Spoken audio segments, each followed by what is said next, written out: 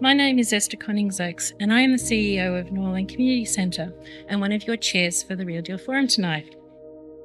Tonight is an opportunity for our community to have a meaningful dialogue with one of the most powerful people in our community, the member for Corio and the Deputy Prime Minister, Richard Marles. I'm Julie Saylor-Briggs. I was born in Geelong, right up there when Barwon House was Baxter House. You'll remember that. I grew up in a very multicultural community in Geelong West, and then when the economy changed and all the cultures shifted out to the northern suburbs, so did we. So we commit to working with the Aboriginal and Torres Strait Islander people towards healing, justice, solidarity and partnership. We appreciate the importance of caring for country, as this is a critical caring for ourselves and the land as we undergo climate change, which at its essence is what Real Deal Geelong is seeking to do. First Nations people around the world are deeply impacted by climate change, as damage to the earth is also damage to its people. What we do here impacts upon people elsewhere. Pacific Islander people are among the first and most impacted by climate change. I would now like to introduce Reverend Tupelo, who hails from Samoa and leads the Wesley Uniting Church in Geelong, to share a traditional greeting from his culture to welcome our Deputy Prime Minister as our guest. Thank you. I'm Reverend Tupelo, minister at Wesley Uniting Church Geelong, and I'm originally from a beautiful island of Samoa in the South Pacific Islands.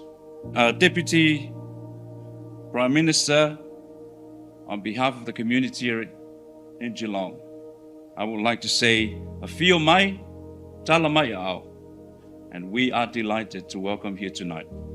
Whaftaitele. My name's Tony Anderson. I'm the Secretary Treasurer of the Geelong Trades Hall. The Real Deal Alliance aims to build power from the ground up on the issues that matter to the group. And we come together as a coalition to actually progress those common goals for the betterment of the community. The Real Deal is a coalition of organisations working across both faith, unions and other community groups and other organisations. As an alliance, we actually represent over 46,000 people in Geelong. In the Real Deal Alliance, we utilise a co-design process with the community, involving them in every step of the process.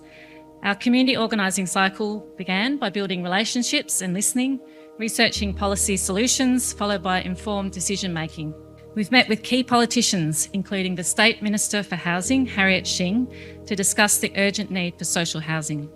So, to our first big issue, secure housing.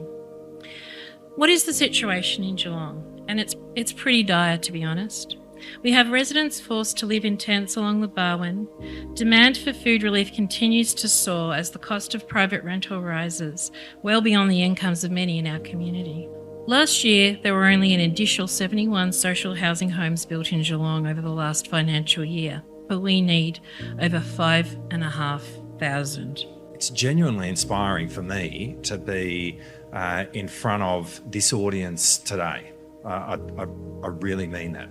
But it does matter that voices are heard. And part of my role, I think, is to enable the community's voice to be heard. And I can't see a better example of doing that than to amplify the voice of the Real Deal.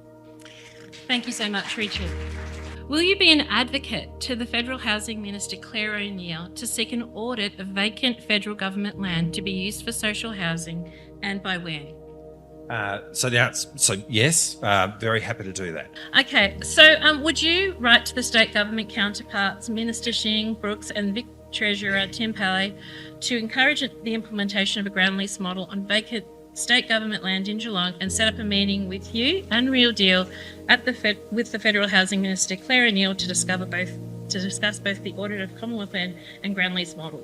Yeah. So again, happy to do that. What would matter in terms of that meeting is to get one of the state folk along as well. So why don't we try and do that? Unemployment rate has hit nearly 19% in Norlane and 11.5% in Corio. People are living in poorly insulated homes, they're unable to access renewable energy, and we're so dependent on vehicles that public transport's become more optional than a necessity. Deputy Prime Minister, will you write to the State Public Transport Minister to improve public transport services in Geelong, including establishing a bus from the northern suburbs of Geelong to Avalon Industrial Site? Yes. part of the disenfranchisement of people being able to access jobs in the north is unquestionably transport. Will you meet the members of our Alliance and the Business Council of Cooperatives to discuss the benefits of cooperatives and how more cooperatives can be established and supported in Australia? Really happy to have that meeting. Cooperatives and mutuals are a really important part of the economy, and I think the way in which that empowers people is very much part of, I think, how we need to be thinking about empowering people in the north. Question C. Do you support the Household Energy Bill Savings Plan, which is part of the Renew Australia for All campaign? The campaign that the Renew Australia for All is doing is absolutely driving a conversation amongst decision makers right now in Canberra, literally this week. So I'd want to say that campaign is having an impact.